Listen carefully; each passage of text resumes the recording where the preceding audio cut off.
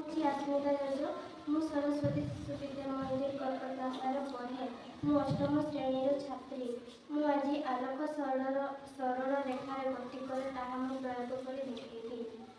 आम गोटे पेपर किंबा प्लास्टिक सीधा नड़ी नेबा प्रथमे आम मोमबत्ती को जड़े टेबुल ऊपर आम रखी नेबा तापर आम गोटे प्लास्टिक किंबा पेपर गोटे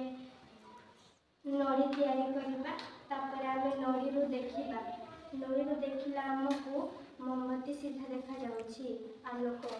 तापर आम गोटे से प्रकार बंका नड़ी तैयारी करबा सेथिरु आमको आलोक देखा जिवो नाही देखि तो एथिरु आम जानिलु जे